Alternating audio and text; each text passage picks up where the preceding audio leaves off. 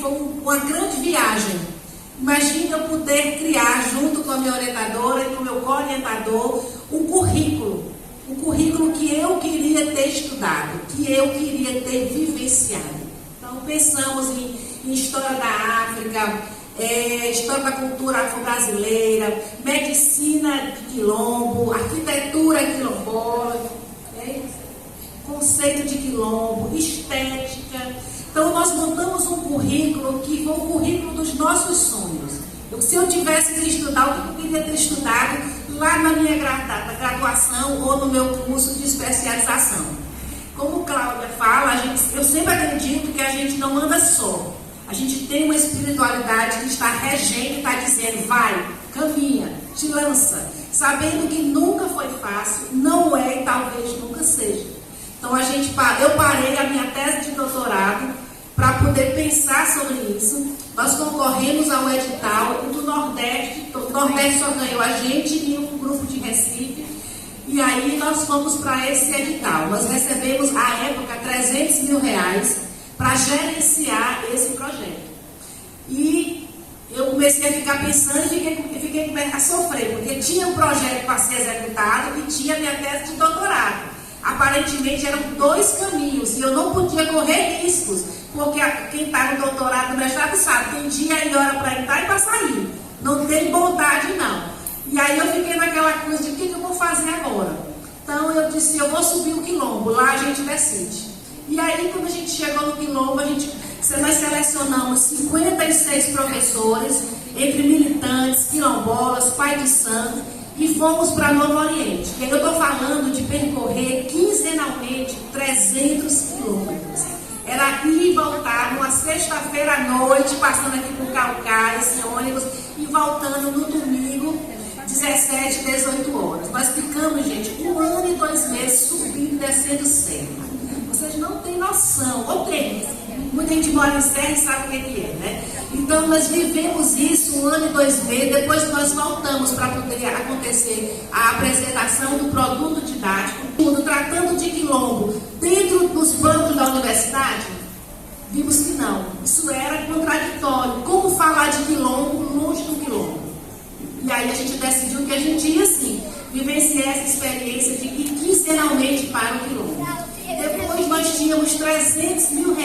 Como gastar esse dinheiro de modo que somente, ou não somente nós da universidade ficássemos com esse recurso, porque eu ia ser paga como formadora, Sandra também como formadora, a gente ia pagar os outros formadores.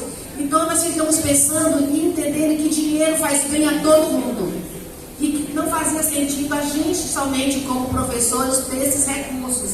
Então a gente decidiu que a gente ia começar a comprar alimentação ou parte da alimentação lá dos quilombos, para que eles também pudessem ter acesso a esse dinheiro. O plano de ensino, as vivências, o modo de avaliar, o produto didático. Então a gente começou a perceber que estava acontecendo uma sequência didática naquele processo que a gente estava vivenciando. E aí eu começo a perceber que ali está nascendo a minha tese de doutorado, que ia ser a pedagogia. Os 56 professores e Cláudia veio junto nesse pacote. E é muito interessante, quem é professor sabe que a gente lida com inúmeras pessoas. Muitas pessoas se interessaram pelo curso, estudaram talvez o essencial, mas Cláudia se aproximou e aí assim, como a gente, ela se jogou, ela se lançou, ela se permitiu se descobrir como mulher quilombola, não só mais pela vivência, mas a partir dos estudos teóricos. Então, o que eu acho que é importante nesse momento que nós estamos aqui com a Cláudia, é mais uma história de vida de alguém que se lança na academia, mas que encontra na academia história para viver a academia. Você não vai simplesmente fazer o que a academia quer, você vai lá fazer o que você quer. E lá nós fomos estudar sobre história e cultura africana e afro-brasileira. E não pense que é coisa fácil. A UNIRP não deseja seguidores e nem adeptos. Nós queremos estudiosos. Nós queremos pessoas que venham até nós para ajudar a pedagogia a crescer, a se desenvolver, a se potencializar. Ela só foi iniciada, e ela agora vai fazer 10 anos, porque a minha tese de doutorado foi o primeiro trabalho com esse nome. Né? E digo sempre, quando eu estava fazendo a minha tese, eu não tinha um nome, a gente não tinha esse nome não tinha caído para a gente, a ficha. E eu fiz minhas orações porque eu disse, isso aqui tem um nome, mas eu não sei qual é ainda. Aí conversei com o Sandro e ficamos naquele dilema. E nessa época eu tinha um bebê pequenininho, Ana Letícia, que hoje tem 14 anos, e eu acordava de madrugada todos os dias, 4 da manhã, para cuidar da minha tese. E nesse dia eu comecei a tentar desenhar esse nome. E no erro eu botei pretar. Eu digo pretar não é pretar, é pretagogia.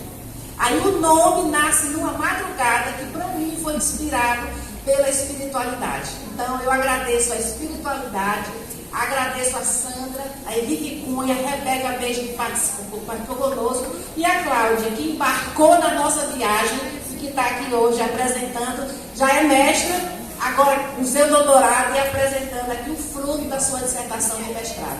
Então vocês estão aqui sendo convidados, convocados a ler o livro, entender o que é a pedagogia e quem sabe se lançar nos mestrados também. Na Unilab a gente tem o mestrado em ensino e formação docente, que a gente trabalha com a pedagogia, e tem Sandra Petinho na UFC, na Faculdade de Educação, também trabalhando com essa temática. Então que vocês se sintam convidados, né, desejosos de estudar mais com a gente, de corpo e alma, com esse referencial teórico. Obrigada.